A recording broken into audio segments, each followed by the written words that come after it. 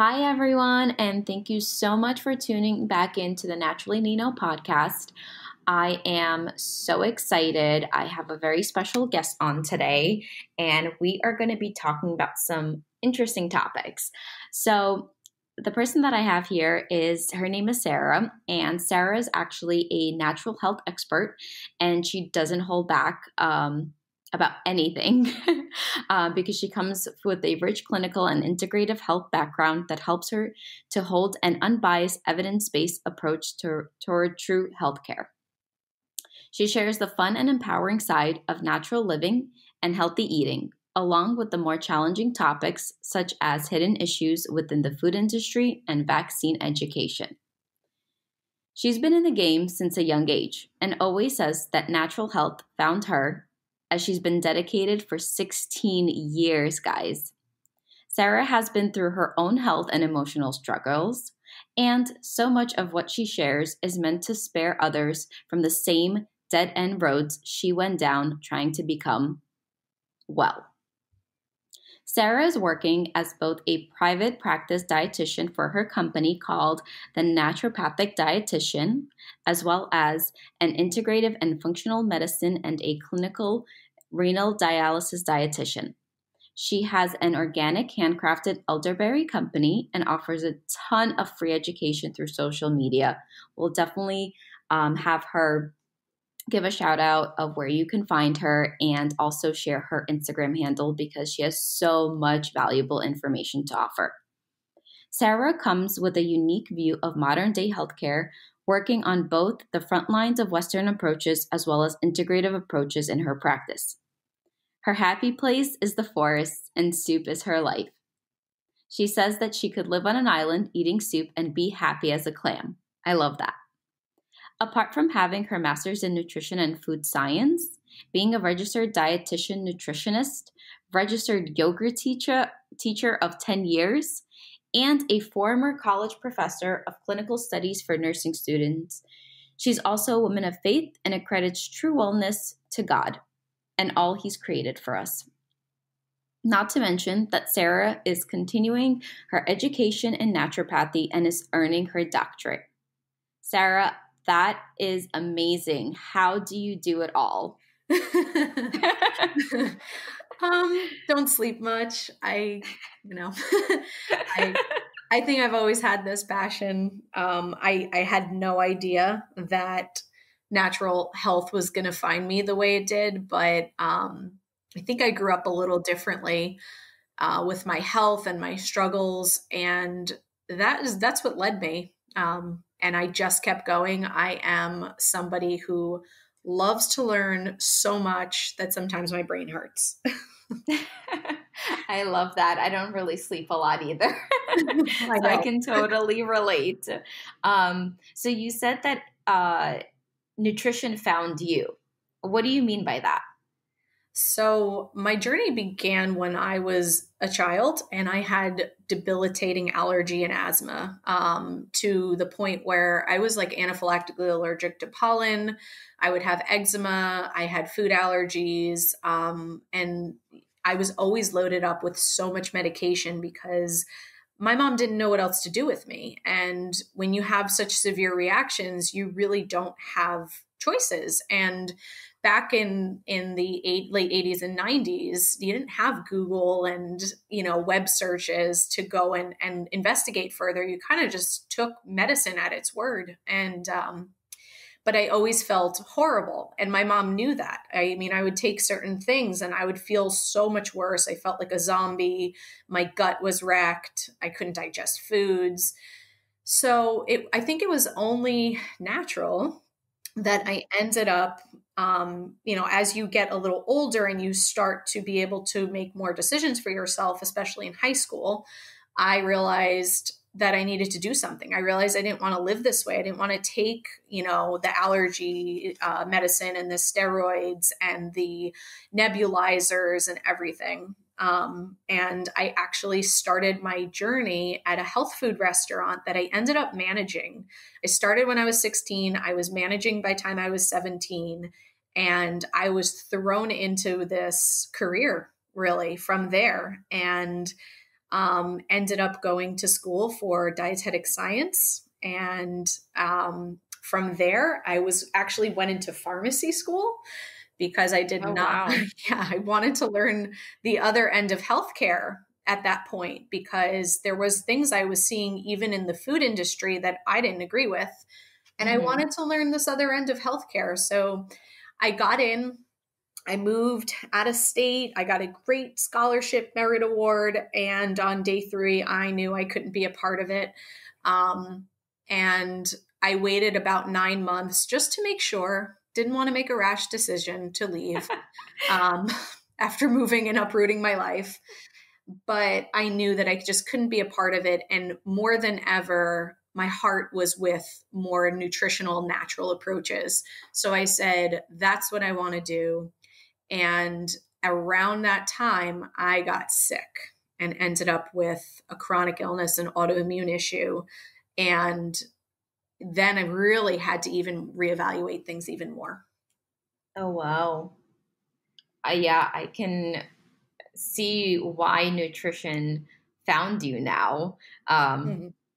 I had a very similar situation, and I've mentioned it before, but I also went to medical school, and it's funny, right? Because when you spend so much time trying to get into somewhere and then it happens and you're there. And I also left my home because I went to go study on an island.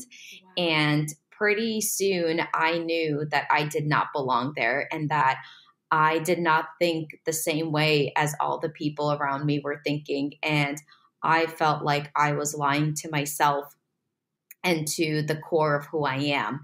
But I also didn't want to make a rash decision. And I said, okay, well, I'll wait it out. I'll see what happens. And then by the end of the semester, I knew that I could not go any further because I had to make a decision of I either take every single thing that I believe Mm-hmm. in regards to holistic approaches and I throw that down the drain, Yeah. or I leave. Right. And I left. Yeah. Did you get that? And you had that like gut wrenching feeling where Mm-hmm. you were nauseated to even sit in class. Yeah, because Yeah. I was like, I don't understand this. I mean, a lot of the people that I was in school with, it didn't make sense to me because I would also, have my lunches and I eat a lot of salads and kind of just like whole food, right? And then you look at everyone else and they're eating either a bunch of fast food or they're not eating at all. They're just living on energy drinks. Yeah. And they're asking me, how in the world do I eat salads all day long? So similar to you, how you can eat soup all the time, I can Yeah. eat salad all the time. And so I'm like, how are you, someone who's supposed to be the future doctor that might treat me maybe down Mhm. the line, Right. asking me, how do I eat salad? How do you eat junk food? How do you call yourself, how are you going to call yourself a doctor in the future, giving advice to people that are coming to you for help, but you live on energy drinks? Right. That to me sounds absolutely bizarre.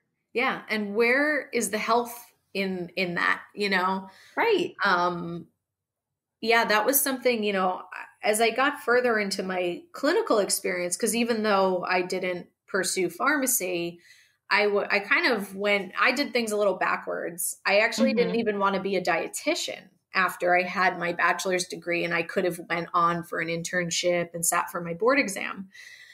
I really questioned it, and I think I'm so grateful that I have that awareness to question things, Mm-hmm. and really go after truth. And that has been instilled in me too, because I remember being an undergraduate and learning certain things. And I kind of said to myself, you know, it's sort of, I don't know if I agree with that. Like, I remember in my time when we were learning about, it was the food pyramid still when I was in school. And then I Mm. converted to my plate and all of that. These are very USDA kind of things that they, evidence based, they go toward. And some of the things we would learn, it was, 11 servings of grains a day. And then they were promoting things like corn and as a whole grain. And then I started to realize the genetically modified foods, but they were kind of telling us, well, we don't have much info. And look at how it's feeding poor countries. And I was just kind of thinking to myself, like, well, because I have a background with chemistry and biochemistry, and we know that, like, for instance, corn is going to break down to basically glucose, a sugar.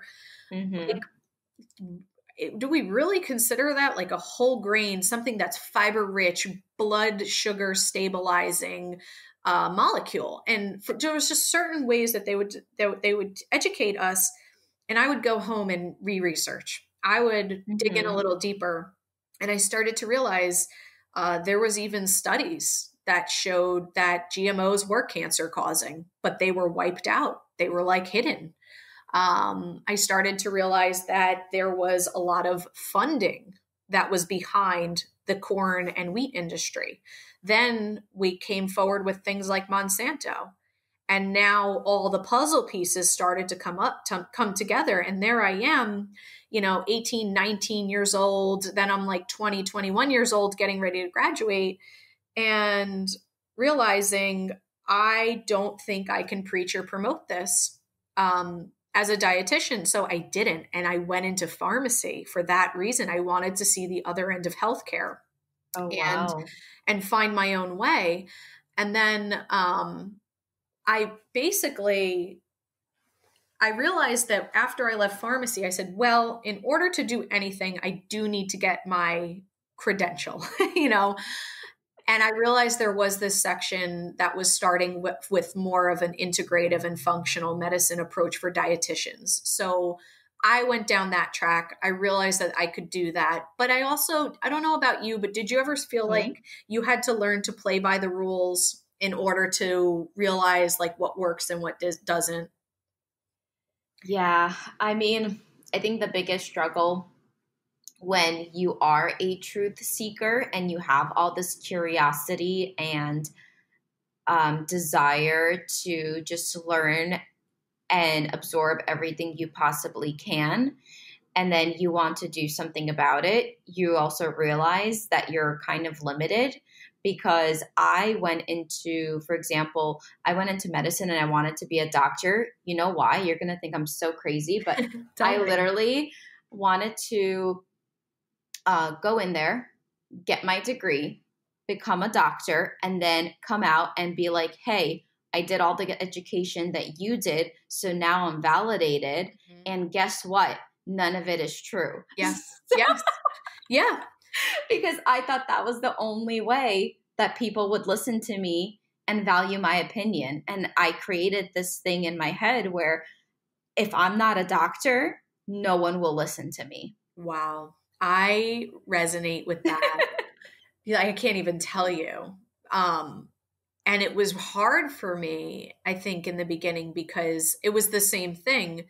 But actually, I realized as I went further on, look, there are some good doctors out there still. They're very hard to find. There's very few of them. When I started to see that even certain schools, more natural schools, were still funded by pharmaceutical companies, like their major source of funding or donations. From there, yeah. And then they're writing the textbooks. And then they're training the trainers to train the next wave of professionals. And I realized, actually, I have to run far away from it. But I really, I think we still having this clinical background is super important. And that's what I mean to say that you have to know how to play by the rules. You have to understand the jargon, the lingo. You have to know how to do research. You have to know how to read research and sift through it. And unfortunately, too, when you know that, you start to have the unpopular facts. I don't even say opinion because there are so many things that are very evidence-based and not the unpopular opinion. They're the unpopular facts in the research. And it becomes very challenging. And I've learned it's become even more challenging in this day and age to be something in the healthcare profession and not be indoctrinated. They are even going Mm-hmm. after RDs now. I watch the indoctrination all the Really? time. I take interns. Um, I take interns. I work with them, usually in a more clinical setting, sometimes private practice.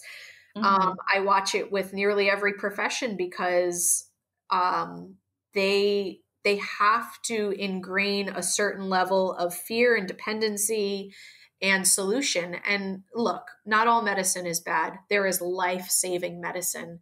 There are 100%. yeah, there's times when we are too far past a certain point where we do maybe need some kind of, say, a chemotherapeutic agent. And I don't Mm-hmm. necessarily promote that, but when someone's got, they're too far gone in a certain point, sometimes we can work with those more aggressive treatments to bring the body hopefully back to a state of more balance so that we can start to integrate a more natural approach. It really Mm-hmm. just depends. But 100%. And that's yeah, the thing. It's like I have it's not like a love-hate relationship, but I definitely have a lot of appreciation for medicine. But more so than using the word medicine, I want to say I have a massive appreciation for science. right.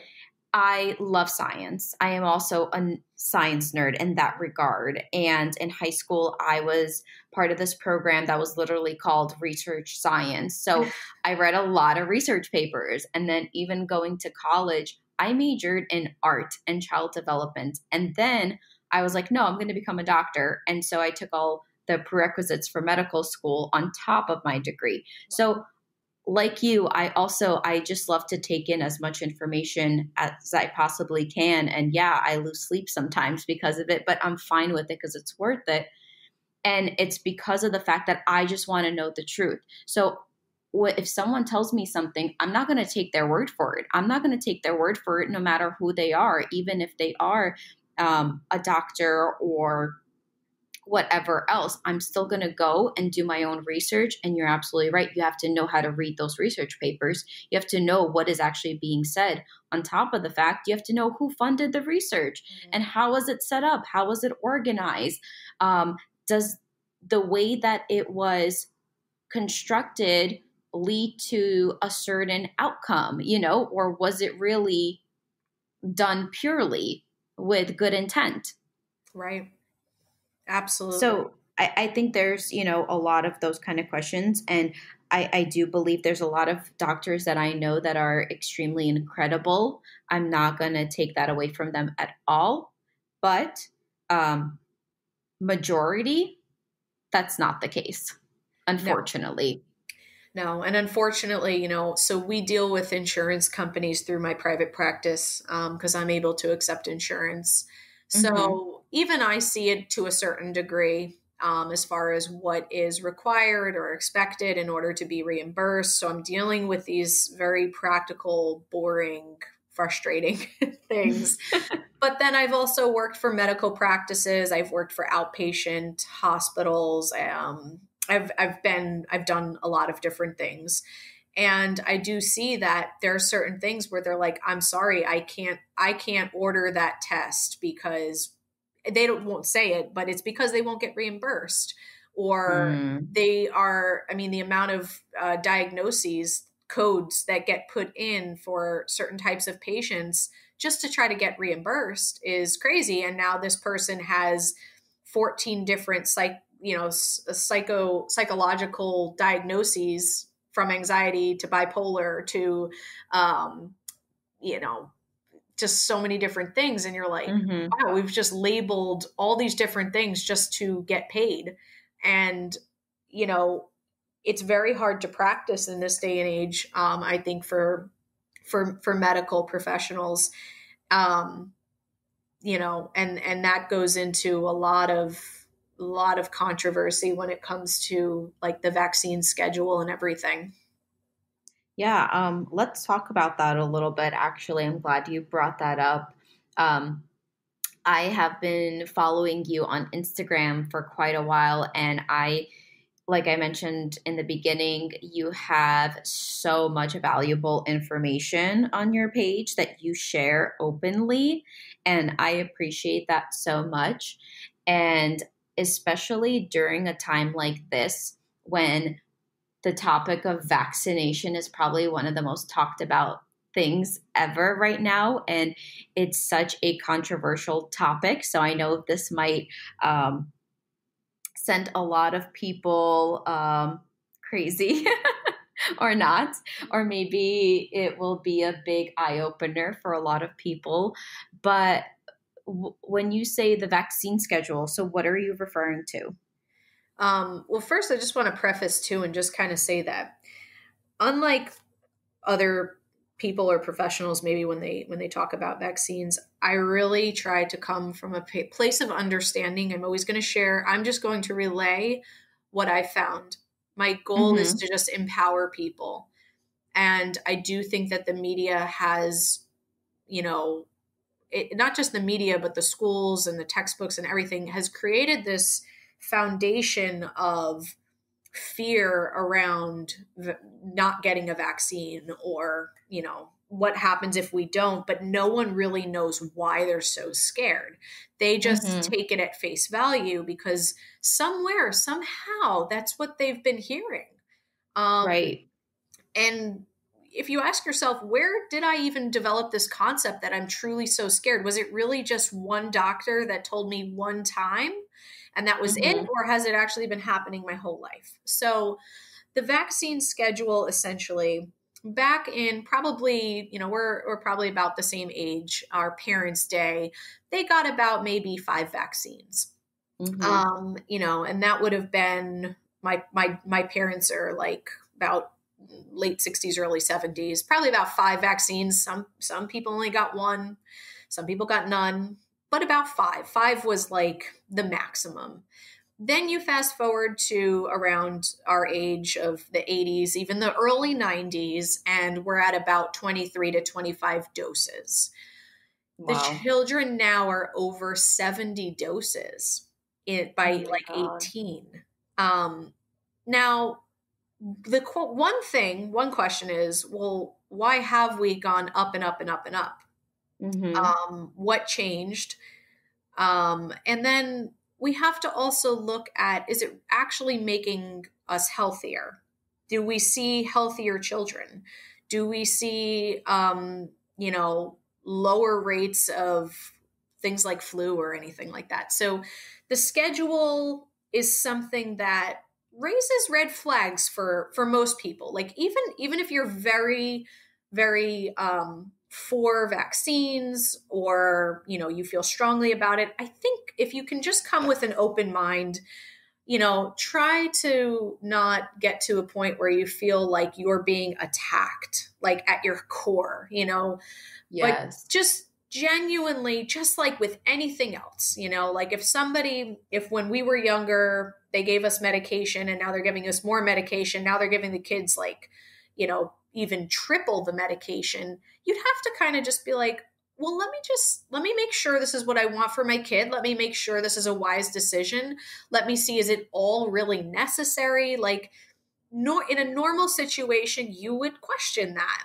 But for Mm-hmm. some reason, somehow, it's been painted, the picture's been painted that we just don't question it. And in fact, if it's brought up, you just get angry. And that's the part that's tricky because emotionally we want to shut down because there's a part of our belief system that's being questioned and challenged and we don't like it. So a Mm-hmm. lot of people won't go there because it's uncomfortable. But if you can kind of get around that feeling of like you're being attacked or demonized or something on either end, then you might actually learn something that you didn't know before. Yeah, that's an amazing point to make. I think it's not about really attacking anyone. And I think that's kind of like what has happened over the years. Somehow people have become divided. And that's why vaccinations have become such a controversial topic because people have divided so much so that it's either, okay, are you for it or are you against it? What are you?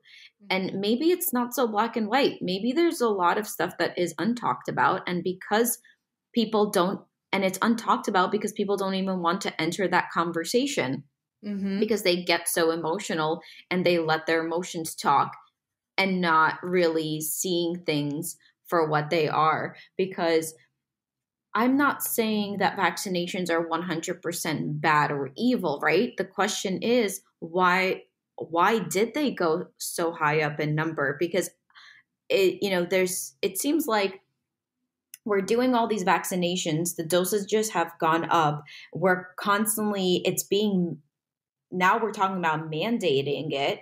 Why is Mm-hmm. why are we having these kind of conversations if people are still getting sick? Mm-hmm. Yeah. And that's a great point too. And I think that there's a few ways of looking at there's like two, I think, core things that come up when I hear that. And the I think the two fear-based reasons that have gotten embedded into the average person's mind is that well, how can you say no to a vaccine if you can give it to someone, like you can give the disease, which actually most things are actually infections. They're infections that clear pretty quickly with on the larger majority. The actual reactions and things that can happen are quite low. Like the more severe cases, it's actually very low, but you wouldn't know this if you didn't research it. So Mm-hmm. that's number one. The other thing is the fear that you could give it to somebody else, but if the vaccine works, then you should technically be immune to it. So then you have to ask the question, do you really believe in it, that it even works? If you Mm-hmm. still believe that if you get it, that someone can give it to you, that's a controversy. And that you have to question that a little more. And then the other thing that comes up is herd immunity. They say, well, we're going to wipe out herd immunity, but actually most people don't understand herd immunity anyway. And when you actually understand what herd immunity is, you actually learn that because of all the vaccination, that is actually what has dismantled or is dismantling true herd immunity. So the it's almost like if you were to just open up your browser and I don't know, MSN or whatever, Yahoo is there and there's just headline stories and it said, the unvaccinated are causing diseases in the vaccinated, and you just said, that's my fear point. That's why I hate them. Mm-hmm. And or you opened it up and the headline said herd immunity is ruined because of the unvaccinated, and you said, yep, okay, here we go, we got an article. Now that's a concern because that's not true informed decision making. That's not taking it a step further to see, well, who wrote this, where are they coming Mm-hmm. from, who are they connected to, do I actually agree with their opinion, is there another side to this? And for the larger majority, we're not doing that. We're not questioning it. And That's so true. that's the So problem. true. That's the problem. And, I think that would probably be a whole other podcast topic to go into that. But actually, if you want, I'll just leave with a few quick things about why those are not accurate.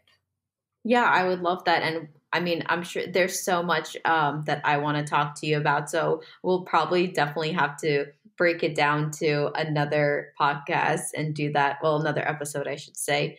But yeah, definitely add in whatever you want to add on that. And then also, I just wanted to ask you, can you also share a little bit, like explain herd immunity for Mhm. those people listening who might not be aware of what that means? Yes, I'll try to keep it as basic as I can, but I can certainly provide more information, like off the podcast and everything for anyone who needs it. So herd immunity is the concept that a group of people, essentially, for instance, back in the day, if one person got the measles, and then Sally next door got the measles, and Billy up the street got the measles, and everyone got the measles, then what would happen was it would run its course, because the measles is actually an infection. It's something that, unless it's a very rare and severe case, you're not getting anything more than maybe a little fever, a rash, and you're back to normal in about a week. And most people who have had the measles say they're like, I don't even really remember it. Like for me, I had the chicken pox as a kid. I remember being a little itchy. I stayed home from school, but I don't even remember it being more than like a couple days where I was actually like uncomfortable. I wasn't, dying. So anyway, yes, rare cases, things can happen. Yes, but That's life. For the average person, the beauty of getting some kind of a bacteria, an infection, a virus, is that your body naturally has its immune system, and there's about 5 or 6 core components to your immune system, and it's not just antibodies. That when that threat comes in, your body knows how to process it, and it makes memory. And then if you ever really come in contact with it again, you're okay. You're not going to get it. And in fact, in the case of certain types of infections, if you have natural immunity, meaning that, let's say I got the chicken pox, I never got a vaccine, I had the chicken pox, potentially you can then pass that immunity onto your children. So now you've created a whole nother generation of being immune to it. That is herd immunity. So now, when you've got the one person who is immune compromised, who maybe has cancer, or I don't know, a child that is immunocompromised in some way, because there's a herd of immunity all around them of people who can't actually give it to them, they will be protected. That is actually herd immunity, which can only come from the natural immune system. When you give a vaccine, you've got 2 issues. Number one, if it's a live vaccine, you can then spread it. So you actually can be contagious for a certain period of time. So then you got the vaccine, and now somebody else who had their vaccine wear off or was not vaccinated and didn't get it can potentially get it. So the thing is some of these vaccines, they don't last forever, which is why you have to keep getting them, and you have to get the next dose. And, that's okay. Like, so then the question is, like, do they really work then? Then you see people who get it and still get the infection anyway. So yeah, and does it still work? That's the one that blows my mind the most, because I can't comprehend or wrap my mind around it, where people get vaccines, but then there are cases where they will then get that thing that they got the vaccine from. So right. I'm like, okay, I'm so confused here. Yeah. I thought the whole point of this was so that you get it to protect it, right? Right. And so how in the world could they have possibly got it then? Yeah. And that's the problem with this artificial herd immunity, which isn't actually a real thing. And it's a challenging subject. It's something that is going to challenge our cognitive beliefs and everything we've been told. But if you dig a little deeper, and you can, Dr. Sherry Tenpenny is doing a phenomenal job. Dr. Shiva Ayyadurai is doing a phenomenal job. Barbara Loe Fisher has been doing this for 30 years.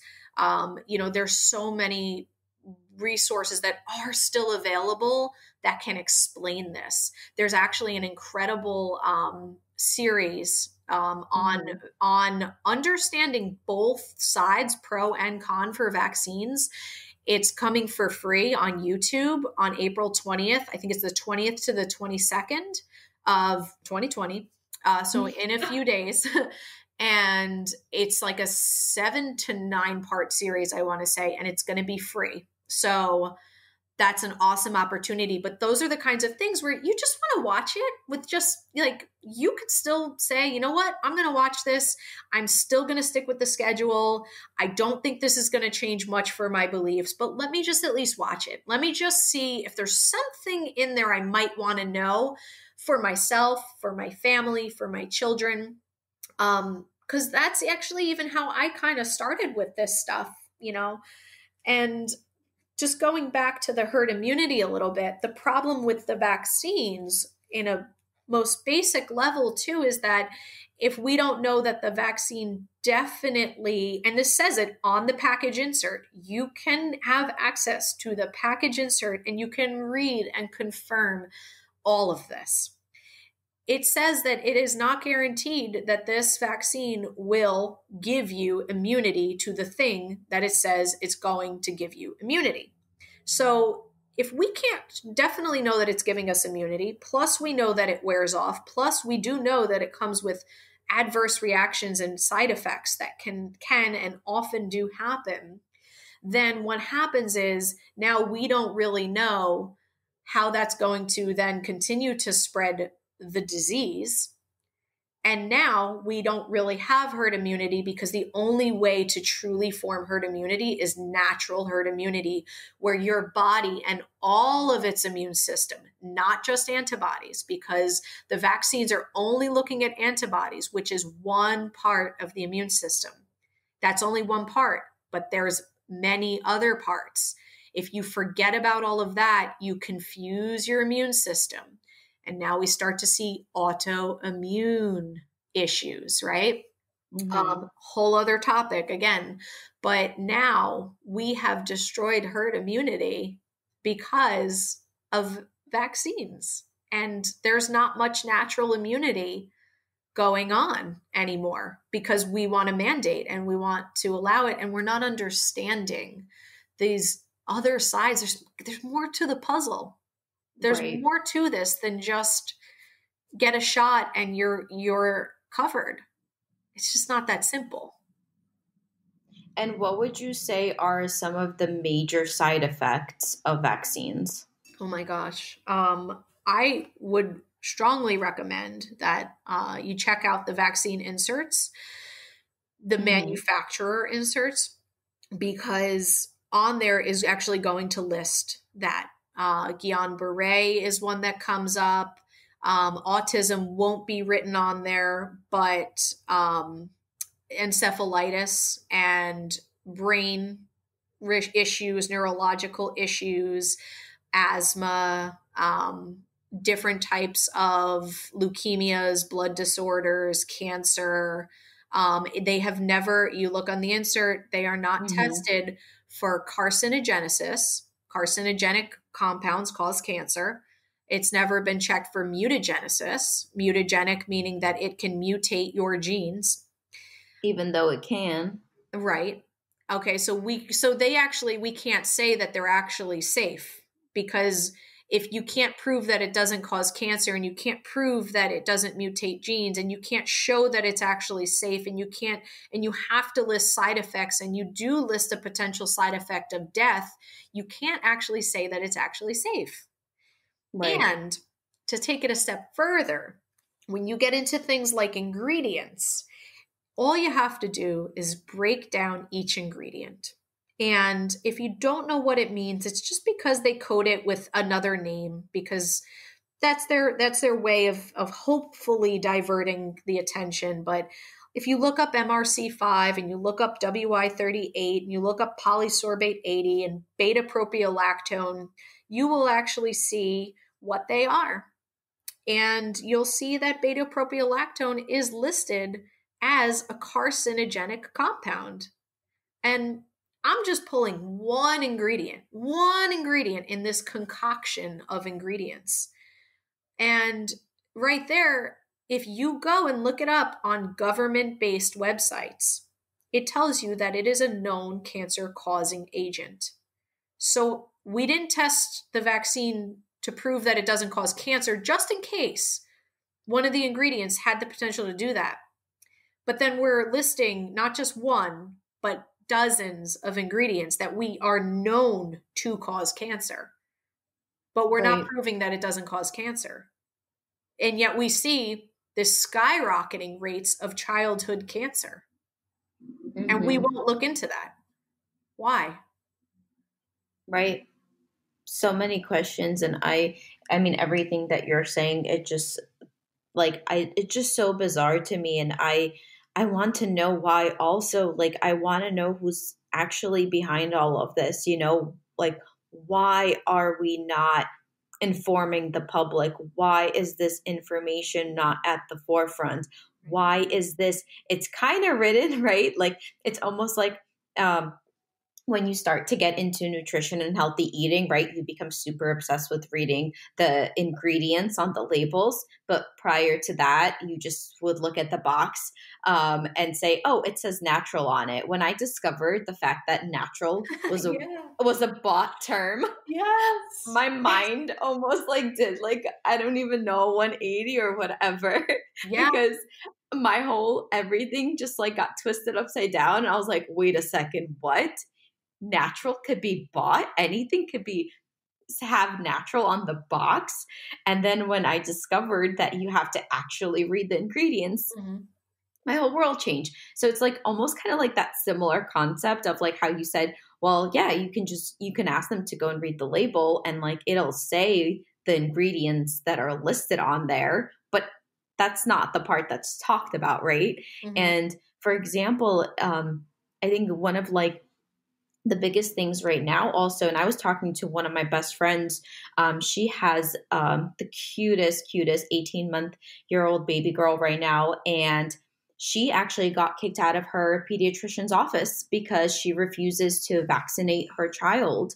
And she is getting so much backlash, like bullied, and can you imagine what that does to a new mom who they know these two sides of the spectrum? They are choosing to not vaccinate, but then they're getting all of this hatred and backlash. You would think that as a physician, your job is to approach your patients with care, right? And understanding, not bullying and harassment. Right. And I mean, I don't even know how to even approach this topic or even like what do you say to these moms or what do you say to the people that choose to not vaccinate their children, especially with the way public schools are making it so difficult for parents to even say no? It's like, yeah, you have the option of saying no, but hey, guess what? If you say no, we can't take your child and enroll them into school. Yeah. Well, these have been the fears, for a lot of the pioneers in this, like a lot of the physicians who have come forward, and medical professional and scientists, immunologists who were brave enough to come forward for 30 years, 25 years, the last 10 years, and try to bring some light to it and educate people. And no one wanted to hear it. But here's the thing.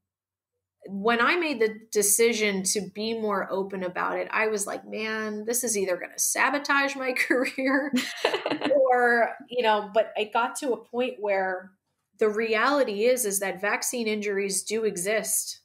And I will say that again, vaccine injuries are real. There are no anti-vaxxers. That's a really derogatory term. There are people who are pro-choice, pro-medical freedom, pro-constitutional rights, pro-bodily autonomy, pro wanting to be in charge of their child and their health and know what's best. But nobody becomes somebody who doesn't want to vaccinate because they just woke up and felt like it. Most of the people who have ended up there have had a catastrophic experience. A lot of the people who choose not to vaccinate or have halted vaccinating themselves or their children is because something happened and they couldn't deny it. It was screaming in their face. So many people have been trying to warn others and just shed light to it, to just be like, go make an informed decision before you just take it at face value, because there's no other pharmaceutical product in the world where you can say you don't even have this, here's the solution, and then put all these chemicals and not have to show safety studies, not have to do a double-blind placebo study. And you can't even sue them. They have also been rid of any liability. That's scary. That's concerning. That should raise red flags. Even if you go and do your research and you still agree that it's a good thing and you want to do it, it almost never happens. I'm going to be honest. But so now we've entered into this age where now we're really starting to see what people were trying to warn us of come to fruition. And where Mhm. we're going next is that eventually the goal would be to have adult mandates. They're going to start at the children, but the goal is the adults. And Right. there's a lot behind it. Again, probably more detail for another topic, another day. Mhm. But all we can do is actually, first off, educate ourselves, empower ourselves, decide where you truly stand, and don't let anyone else decide for you. And, if you feel like, wow, you know what, actually, I don't really agree with this, then as difficult as it is, we have to start sharing our voice. For those who were in Trenton, New Jersey fighting, um, that was our voice heard. We were the only state when it was going on to have that bill halted, the S2173 bill halted.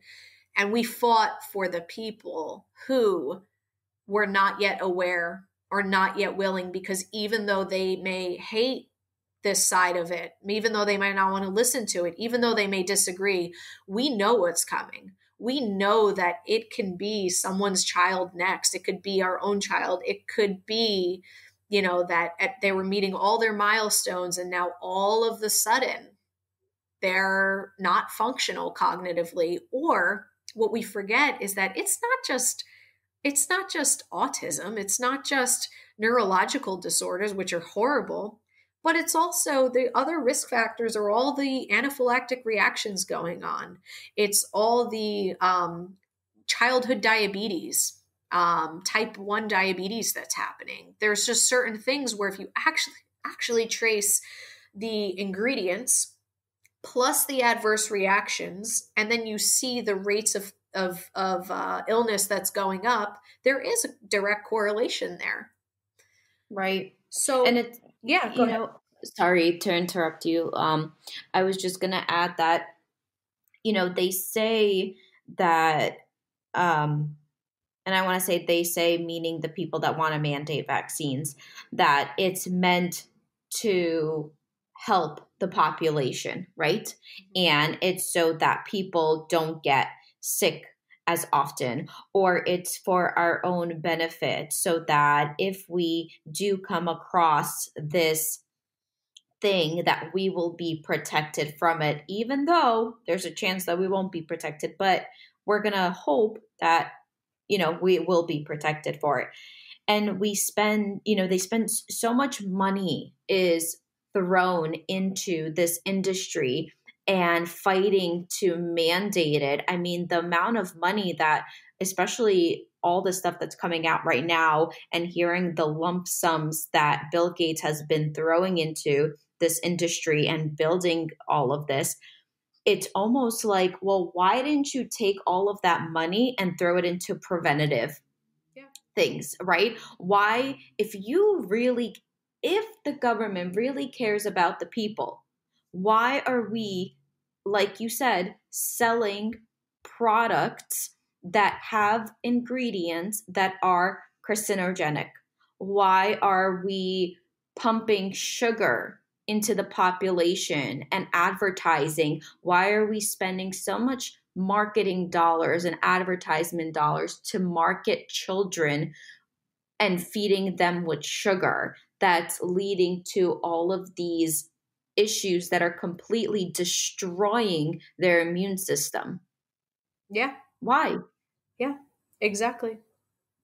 Exactly. And I think that's also where parents can start to feel really empowered, and just the average person, when they realize that we actually are designed with such an intelligent immune system that if we just take care of it, for the most part, we're going to be able to combat and overcome, and we're actually going to get stronger immune wise. And you know it's pretty incredible because there last year there was over 300 vaccines in the pipeline, meaning they're looking at them and they want to roll them out. Now there's over 360 or so thousand viruses out there. So which one are we protecting against? And then you look at all of the things that are out there, like nobody's scared of leprosy, but leprosy still exists. I don't know if people know Right. that. There's Right. just not a vaccine for it right now anyway. But back in the day, if you've ever read like, the Bible, or you've ever heard about leprosy, then you know how feared it was. It was like, put the leper on his own island. Well, that Mm-hmm. still exists, but no one's afraid of it because there's no vaccine. And for the most part, people don't get it, because the biggest reason why we're heading in a healthier state with less polio and all these other things that we're vaccinated against is because we had better sewage, we had better plumbing, and we had better infection control measures that were implemented. We were a really dirty place before all that, where everything spread through water and people and fecal matter and things like that. So there was Mm-hmm. spikes in certain things. But when we improve that, if you look, there's actually graphs, and the rate of decline for certain things like polio or measles, mumps, rubella, these types of things that we get immunized against, they were already on a sharp decline, nearly eradicated. And then you see vaccines introduced.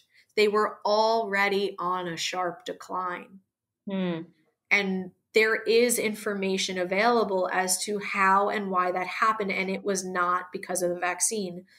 And when we look at some of the dangers and things that they've happened where they were giving polio vaccines and causing the worst form of polio. Not all polio involves restrictions, these like strictures that happen within the, paralysis of muscles and joints. That's a very rare case, but that's all you really ever see. If you open a textbook and you look up polio, is you see that. But they gave vaccines and totally screwed up when they did that. And they went, oops. That's the typical answer. Right. When a pharmaceutical company screws up, it's oops. Okay. Always. I guess since we've been made, we'll pull it from the market. But yet they Well, will not pull it. They won't pull these. They'll just create more with yeah, less standards. There are no standards. there are no standards. No. And I mean, I can't even watch commercials because everything inside of me goes on fire. No joke. Mm-hmm.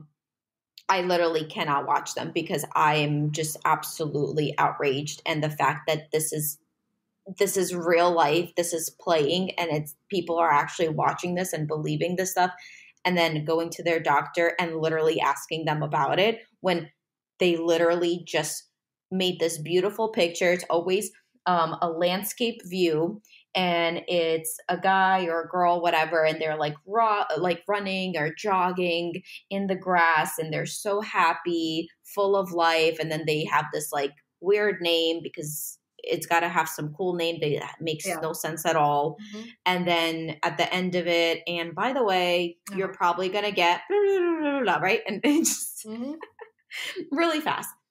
Yeah. And the fact that there's like, this is still a thing. Can we just that alone? This is still a thing. Yeah, I know. How? But then every year, guess what? It's the same exact commercial, same exact picture, same exact side effects. It's a different name. Yeah. Why?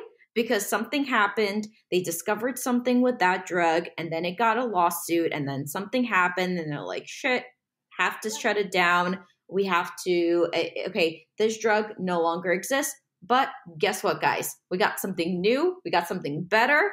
And it's always, that's what our society is after. It's about something new, something better, something new, something better, something new, something better. Hey, maybe something new, something better isn't always the answer. Right.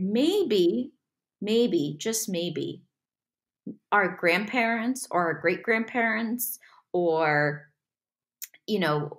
things that were something that was just like a basic thing of like, eat well, don't overeat on sweets, exercise daily, drink a lot of water. Don't do soda. Um, read, be curious about life, spend time outdoors, get some vitamin D from the sun.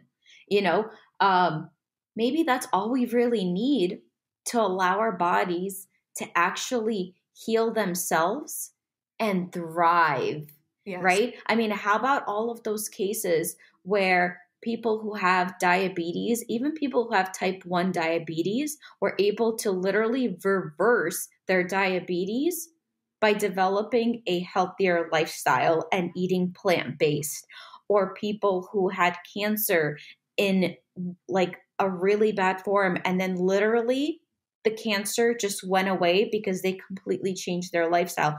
Why don't we talk about that? Why aren't those at the forefront? Why aren't there commercials about that? Exactly. Yeah. And the unfortunate answer after being in medical and renal dialysis, because I've watched so many failed dialysis drugs where they had aluminum in them, and then they were giving them to our patients and they went, oops, that killed them. That's killing the patients. So they Oh came out my with another God. one. But you're absolutely right. And the thing is, there's no profit in it. You can't, you can't profit. I mean, no matter what, like at the end of the day, vitamin C doesn't make them money. They can't patent something that God gave us and Right. that is found in nature. They can chemically try to alter it or mimic it, but they cannot just go ahead and take that and call it vitamin C and make a buck off of it. It doesn't happen. So, you know, for I want to talk a little bit about food and diet and lifestyle for a second, if that's okay, Yes, before we please. wrap up. Yes, that's actually what I wanted to dive in last. Great. Like, what can Yeah. people, what Yeah. can people actually do and take control of their bodies? I would love for you to kind of share some light on that. Yeah. So going back to, everyone's diet is going to be a little different. I think one of the biggest questions I get all the time is what's the best diet? And I'll say to an extent, for the most part, I mean, everyone's a little individualized. And it depends too, if you're coming at me when you have an autoimmune disorder and you're not breaking down certain foods, you might not follow the vegan diet right now because your body's not set up to break down raw plant proteins, let's just say. Or I have people on the opposite end saying wanting to do keto or carnivore or something like that, but it's also really not the best method for maybe what they're dealing with. So it is individualized, but for the most part, we do see that you need good, healthy fats. You need good, Hmm. clean drinking water. And I'm not talking just Brita filters. It's honestly very challenging to get the junk out of our water right now. I don't love plastic bottles, but Hmm. there are filtration systems that are better, and not all of them kill the bank either. So Berkey's pretty good. There's Pristine, which is excellent but more pricey. Zero Water is a comparable one, but good clean drinking water. We need Hmm. mineral balance. We need our minerals. Minerals are so vital. I talk about this all the time. And you're going to find your minerals and trace minerals in things like your sea salt, like even all of your herbs. Herbs are amazing at those trace minerals. And if you've ever noticed, say like rosemary, parsley, sage, there are these just smaller plants. They're not the Hmm. big plants. They're smaller, and yet they're powerhouses for nutrients in those special little micro doses of what we need. So we need plenty of minerals, and then you can get minerals to add back to your water too, which is a good idea, depending on the type of filtration you have. Like I said, good fats. You're going to want, a good balance of protein and carbohydrate. I don't love very low carb diets. In certain situations, they are reasonable, but for the average person who's in adrenal insufficiency, has HPA access issues, has, all the cortisol issues or chronic fatigue and autoimmune, low carb diets, you might feel better for a period of time, but then it doesn't work the best long term. Reasonable though, you know, sweet potatoes are okay, you know, things that are whole foods, normal, just way of eating, right? Not too much though. And then of course, you know, you want to organic. Hey, I'm the first person to say it's not perfect, but Right. it's kind of the best that we got for the average person, you know. And then I use my Thieves cleaner. I do everything. I clean with Thieves, which is Young Living, and I clean with Thieves. I wash my fruits and veggies with that, and I do feel that it's this extra layer of kind of getting the residual junk, because don't forget, it's also stuff that's coming, the pollution that's coming from our skies onto our food. It's not just that they're not spraying with it. You have to look at the soil. So it's challenging. Certain supplements, when you think vitamin C, magnesium, we are super deficient in magnesium. There's a lot of different magnesium versions. So you have to find the right one for you. Sunshine, you know, super important, like you said. Plenty of fresh fruits and veggies. I mean, you got to be eating them. They are alive. They're literally alive food. It's okay if you cook them, but like, we need those fruits, veggies, fiber, super important. You know, and it's the fats I want to go back to, because one of the things that with fats, when I think first started studying nutrition, we were still under the premise that saturated fat was bad and good fat was good and bad fat was bad. There's so much misinformation out there about fats, and so many, especially of our older generations, are still very scared of fat. They're very on the like low fat kick still, which is challenging. But every single cell in our body has it's called a phospholipid bilayer. It's literally a layer of fat on, like a fat layer on the outside and a water loving little layer on the inside. Our cells are bathed in fat. I'm not talking about deep fried garbage, you know, but when it comes to, you know, your avocado oil, your coconut oil, even if you're doing grass fed meats and stuff, that's okay. Not in this super excess. If you're doing more plant-based, you've got to find a way to still get your omegas and, you know, those healthy sources, because that is going to help with inflammation. It's going to help with pain. It's going to help with your brain health. It's going to help with your cellular health. If your cells can't communicate on an internal and external level, then we're in trouble. So we really need that. And I think that's something that people are still a little focused on, getting high protein, low carb, moderate fat. And there's just so much I could say, but I do think that that's a really important one. You've got to bring in your superfoods, you know, the stuff that really gives us a boost. And when it comes to supplements, it would be great if we were in a state and time where we could really just get all our nutrition from food. But practically, most of us can't. And that's not our fault. That's not our fault. That's the fact that it's more nutritionally devoid than it used to be. Right. So, which is so unfortunate. And that's why, are there any kind of supplement brands that you would recommend as being safe? It really or depends. efficient, I should say? Yeah, I go to different ones depending on what I'm trying to do and also the person I'm working with. Because we have to also look at things like methylation factors, any genetic SNPs that we may have. Do they need a methylated form of B12 or folic acid? And then based on that, we might want more of a whole food brand, like actually food based, or we might want something a little different.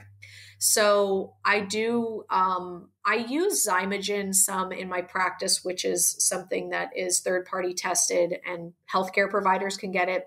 Thorne is pretty good. Life Extension's been pretty good. Look, it's not going to be perfect. I try to do real herbs whenever I can. Mountain Rose Herbs is a good company. There's little shops. I've lived all over the United States and different places in the world, so I have little shops, like herbal apothecaries that I still order from.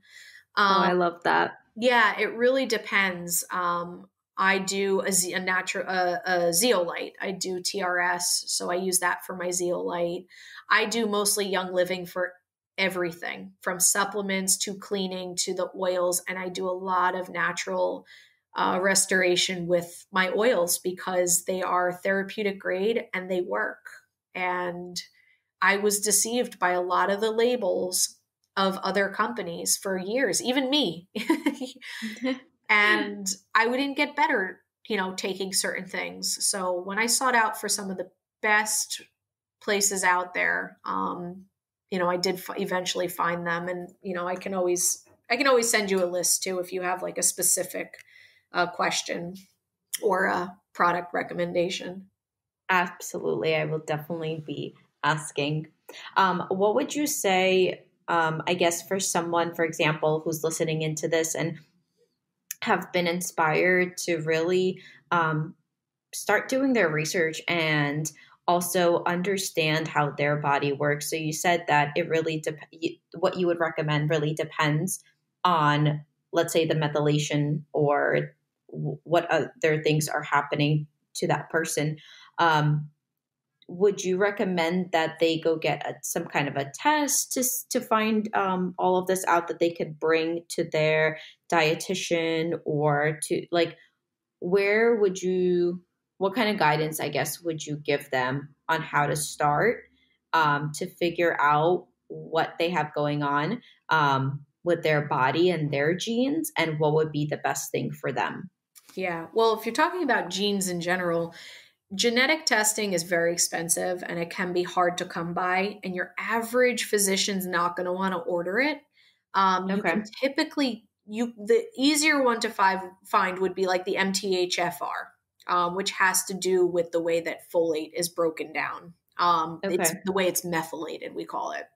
So that one you can do. You're more likely to get a test if you're working with, say, a functional medicine doctor, or some chiropractors can order labs. And some of it is going to be out of pocket expenses. The other thing that you can do is you can work with somebody that works more integratively and go through it and see if they can narrow down the suspicions they may have, as to, because people come to me, they'll tell me what's going on, the chronic fatigue and the brain fog and the pain and the inflammation, and they can't digest. And based on that, it helps to give me a starting point. So I might tell them, bring me the blood work you have, whether you've got thyroid panels or whatever it is. Tell me what your doctor has already told you, and let's look at it and see if we can take it a step further. Some of these things do get costly, and I do understand that. So that's why, you do want to try to respect that. Of course. If you're really at a dead end and you've done everything and you've never really been tested for anything, sometimes you just have to go get that testing, because how are you ever going to get to the root of it if we don't see something? Um, Right. in my practice, we have something called Dutch testing, which looks at your hormone panel, and it's actually something that can get sent to your house. You don't have to really go anywhere or see a doctor or anything, but you buy the kit essentially. So Dutch testing is something that we work with. And then I use something called Zyto technology, and Zyto uses galvanic skin technology, which you can look up a little more. And that's been very, very helpful to steer us in the right direction. It's not going to treat or diagnose, but it Mm-hmm. helps to give me a better picture of where we need to go with a wellness plan. And from that, we've been able to say, okay, this is showing this, and this is is technically marked as a stress response. Have you ever been tested for thyroid insufficiency? And they might say, oh, you know what, years ago the doctor said I might have something going on, but I haven't checked it in years. So then we might say, you know what, why don't you go get that complete panel? So there's tools to help us figure out to where do we start and where do we go with this. Um, yeah. Mom. Yeah, no, I think that's a lot of great information. And where would you recommend, let's say, a mom who doesn't want to vaccinate their child, like what would you recommend she does? Number one, you have to do all your research. You have to know what your current rights are, and you need to stay on top of it. It varies state by state, so you'll need to know what your state is stating. Um, Usually, family medicine doctors are a little more lenient. The insurance reimbursement is different, typically, from my understanding, for them. Mm-hmm. At a pediatrician, the insurances will reimburse based usually if a certain percentage of the patients are 100% vaccinated, then they will get a bonus on every single child. Let's say I know in like 2017 it was like 60% vaccination rate for Blue Cross Blue Shield, I believe. And I actually read it. I mean, I read these things. I'm not. Right. It's literally there. You're not just like reading the headline. No, it was literally their reimbursement rates for everything. It's not just vaccines. That is wild. It's for anything. So if they had about So a 60%, 100% vaccination rate, they got $3,000 on top of for every single child. If they were at 59%, they got zero on every single child. Wow. So in order to even stay afloat, and like I said, I'm not saying it's only vaccines. So family medicine doctors some of them will work a little differently. You can see a chiropractor, a doctor of chiropractor too, and you could still have a family medicine doctor or pediatrician, but I have a lot of new mamas that, and moms that have been doing this for 3-4 kids already.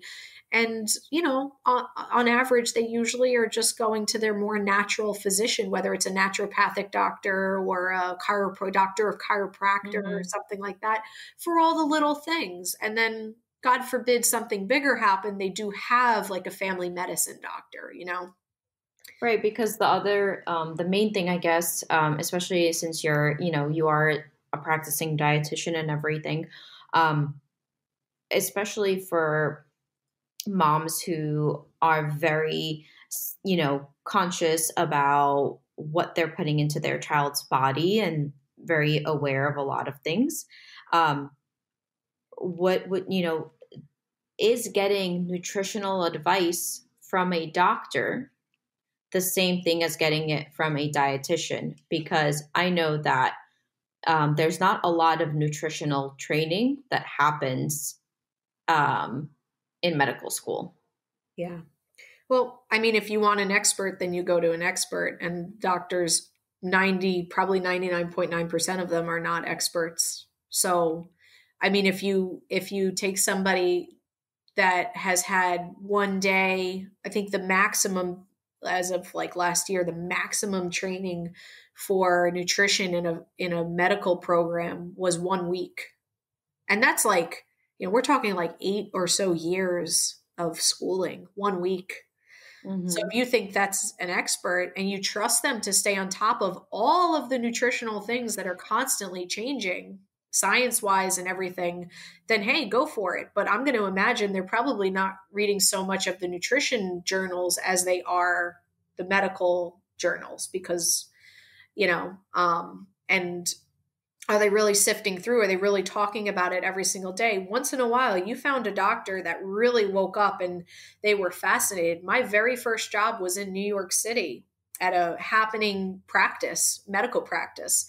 And that physician, he knew the value of a dietitian, and he wanted his patients to see a dietitian. He was like, Sarah, listen, my patients, 60+% of them don't need me. They don't need another medication. They need to change their life and their diet. He goes, I don't have the time. And I only know so much. Like, I can only tell them eat less carb, don't eat so much steak, and eat more veggies. He's like, that's about the extent of my education for my diabetics. Right. Right. And there's so much psychology to getting someone to change or understand food. There's a lot of behavioral and psychological things.